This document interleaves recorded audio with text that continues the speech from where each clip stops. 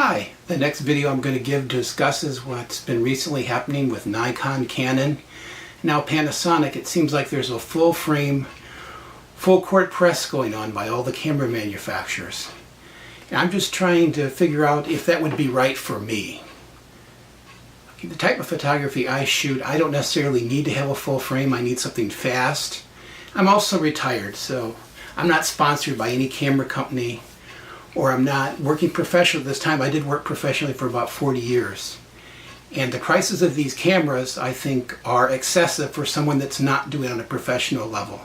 There are some amateurs that may want to have cameras like these, and great, it might be just for them, but for many people like me, I can still make great content and create things that really satisfy me and other people with spending much less money. So I would urge everyone to really look at their personal circumstances, look at their budget, what they're going to do with the equipment, what the advantages are. Right now, after looking at the full frame cameras, I would much rather buy the new GoPro 7 or some of the other things I've acquired this year.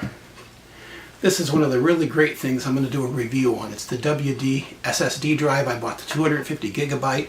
I take it in the field, I record everything on it. Just a wonderful thing to have.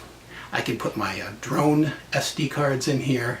I can put my camera. I can put in my video on here. By the end of the day, everything's on here. I plug this into the computer. It just makes a lot of sense. This means a lot more to me than buying a camera, and it's done more to my workflow. So that's one of the things I'd consider if I was looking to spend money right now on camera equipment.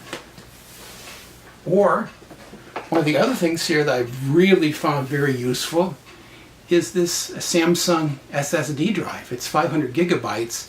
I use it as my scratch drive. As you can see here, I have a Mac Mini computer. As my main computer, I also have a PC, but the Mac Mini has limited hard drive space without spending a fortune. This is something that can save you a lot of money. And also notice on the side of the frame, you can get yourself a case for most of your equipment. It's great storage, very inexpensive for what it does for you. These are all things that aren't going to cost you $2,000, $3,000, $4,000, $5,000 in buying all new lenses. The new lenses are extremely high in price. They might be wonderful quality and they have wonderful f-stops on them, but do you need them and can you afford them? That's what every photographer has to ask. What I see happening in photography right now, and video to a lesser extent, is the fact as a number of people go down, the price of the equipment goes up, the manufacturers have decided we're going to go upscale with this stuff. We're going to charge more, like many other hobbies have had to do. Camera prices are starting to escalate at a very high rate of speed, and I don't think what you're getting for that additional money is worth it. So think long and hard if these cameras are for you. They're going to be out soon. I know a lot of people have already put orders in, and I think in the end they're going to find themselves spending $5,000, $10,000, $15,000, $20,000 on camera equipment, and they're not going to really see much difference in the quality of their pictures. They should be concentrating on their art, learning to take great pictures with what they have instead of stretching to the next level and having to learn all this new equipment when they could be enjoying and making great content with what they have. So that's my opinion on that. Another alternative for you I think that would be really great would be to look at some of the classic used equipment. That's what I've gotten into since my last video where I appeared on the video. I bought Canon 40D, a 30D. I bought Nikon D200, D300. I've taken incredible pictures with these cameras. And then recently I even bought two full frame cameras. I bought a Nikon D700 and I also bought a Canon 5D Classic. These cameras right now you can pick up very cheap. You know, you're talking at very most, the 5D cost me $500. You know, that's not a lot of money when you look at what that camera originally cost and what it can produce for you.